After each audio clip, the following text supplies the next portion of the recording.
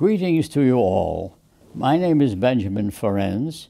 I am now in my 96th year, and I am the last surviving Nuremberg war crimes prosecutor.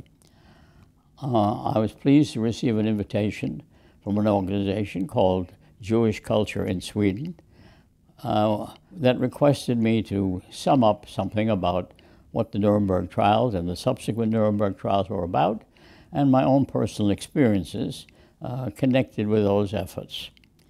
I had been an honor student at the Harvard Law School. I had a scholarship on my exam in criminal law.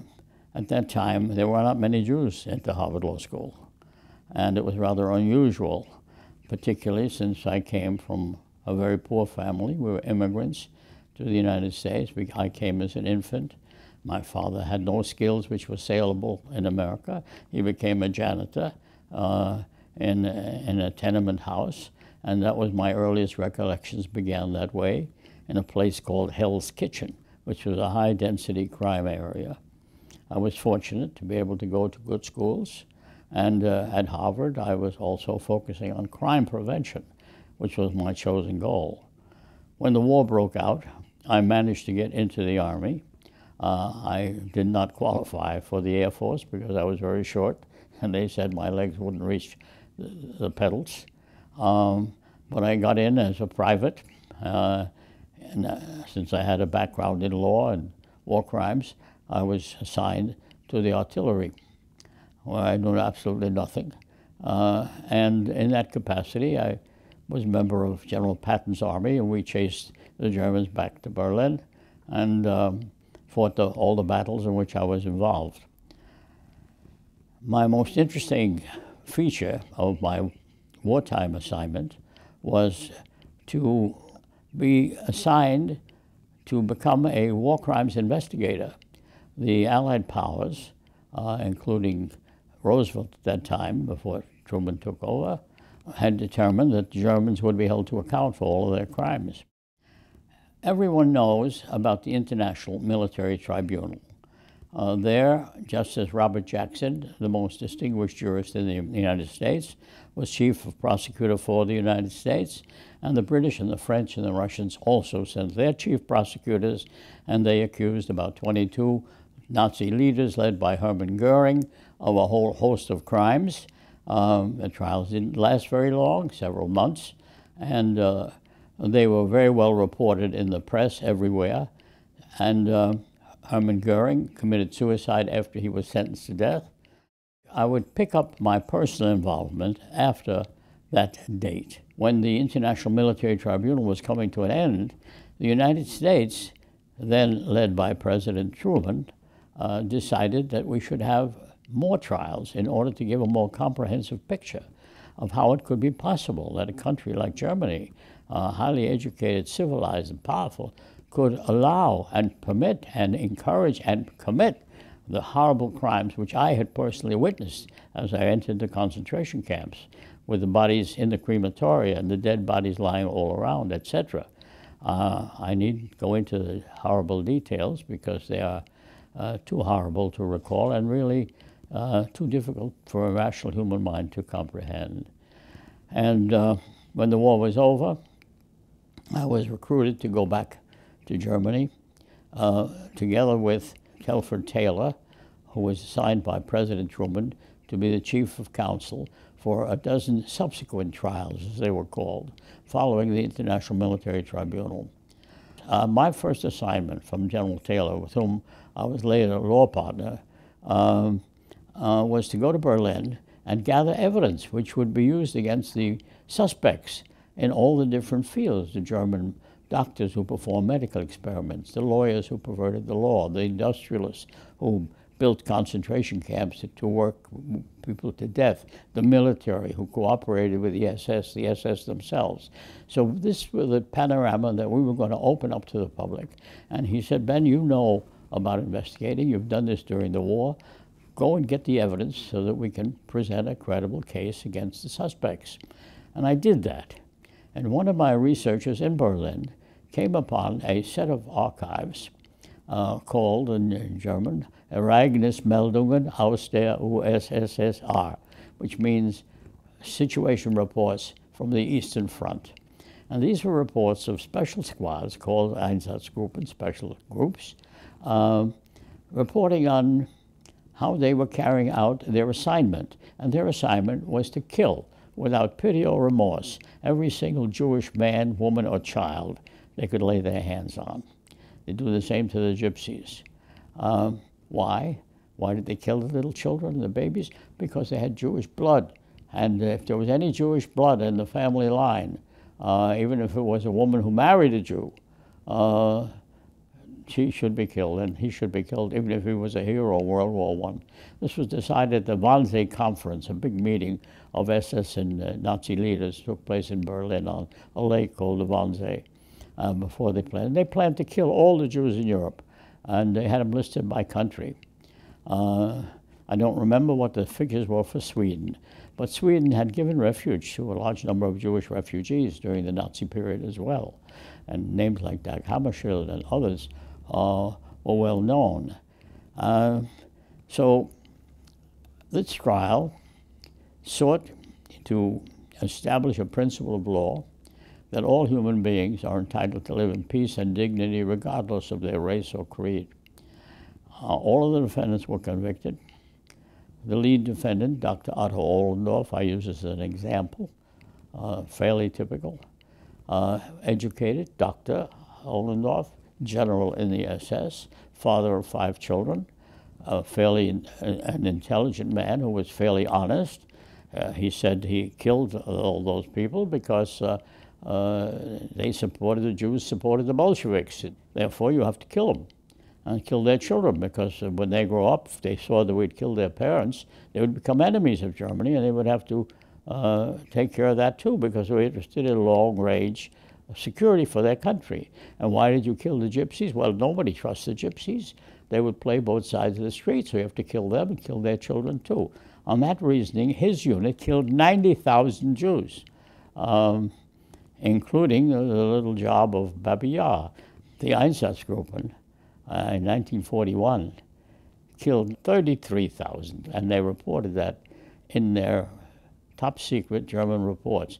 The next important step was, after taking care of punishing a few of the perpetrators as a sampling only, do something for the victims.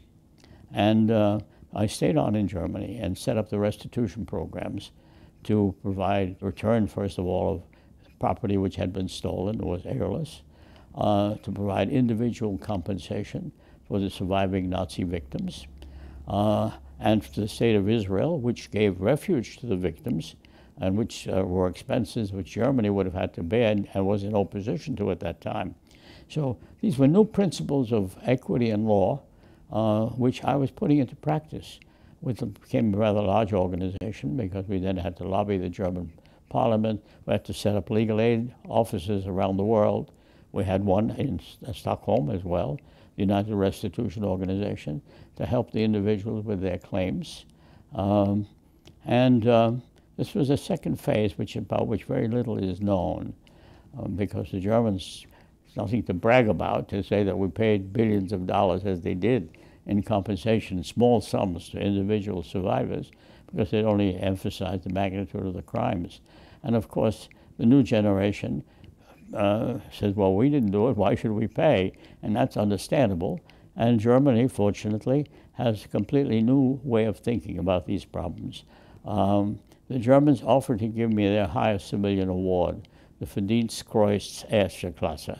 I had some hesitation about accepting that, because I thought, what will somebody say? How dare you take a medal from the people who murdered my parents, and so on.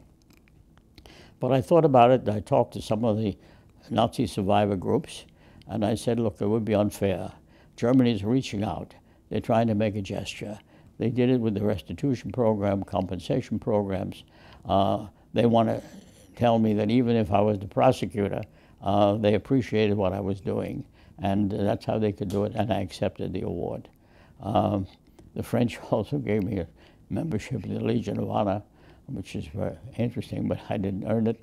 But the most valuable award I have was a medal given from the best law school in the world, Harvard Law School, And it's valuable to me because the previous recipient was Nelson Mandela, who spent 20 years in solitary confinement before they accepted his idea that a black man can be as good as a white man. So I've had all of these interesting experiences. I've seen the world move away from the genocide, and I knew Referee Lemkin, who coined the term. I used that term for the first time in the Einsatzgruppen trial. We have moved away. There has been an awakening of the human conscience, of the gravity of the injustices that exist in the world today, with heads of state being themselves the biggest criminal and giving themselves immunity from prosecution and not allowing investigators to come in to prove the crimes. There was another phase which is often overlooked, which I think is important. When the Nuremberg trials were over, we had established principles of law that aggression is a supreme international crime. No one has been convicted of aggression since that time because the big nations have quibbled about it and pretended that they couldn't define it. For 70 years, they couldn't define a word. Baloney. They don't want to define it, and that's why they can't define it. They never came forward with their own proposals. And I consider myself a strong American patriot because I am grateful for the opportunity it gave to me as a poor immigrant boy. But I'm a patriot in the sense of Tom Paine, who was one of the leaders of the American Revolution, who said, "It's not my country, right or wrong. I will support my country when it's right, but when I know it's wrong, I will do what I can to make it go right." And that's been my feeling about some of the positions taken in the United States. But we have to bear in mind, do not condemn a whole nation for decisions reached by a few people. People have to be responsible for their own conduct. Crime is committed by individuals. That was also an important principle of Nuremberg. Everybody's forgotten about the Einsatzgruppen and Babi Yar. I grieve for every individual who was killed in these senseless wars, which are still being carried on in all parts of the world. I've been trying to get aggression accepted as an international crime. The big powers have blocked it and pretending that they couldn't define it. And I've said, let's focus instead on crimes against humanity as an international crime. That has been generally recognized to be an international crime in many jurisdictions, and it has more resonance with the public. But let's not give immunity to mass murderers as I knew them.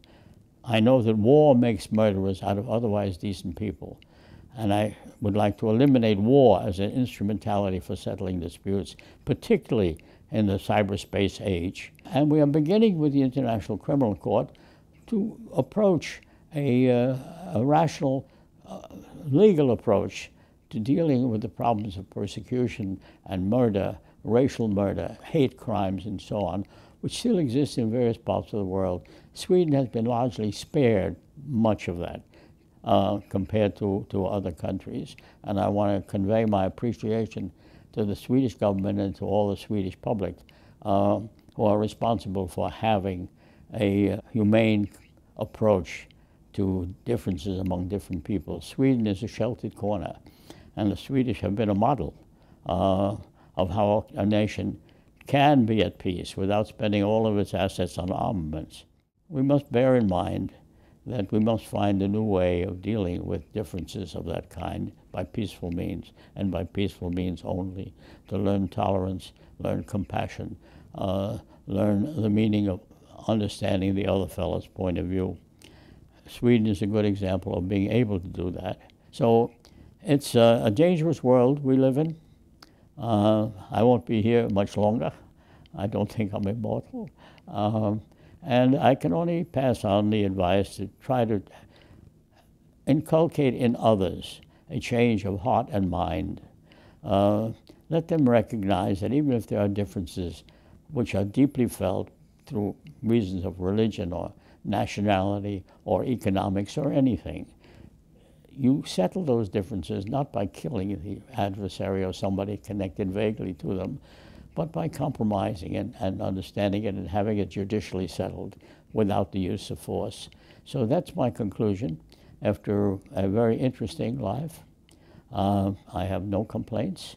I will go out the way I came in. I want to go out a pauper, and I'm giving everything away to organizations which are fighting for a more peaceful world. Sweden, I'm sure, has their own assets, and that you've been doing a very valuable job as being a sound voice for peace for everyone.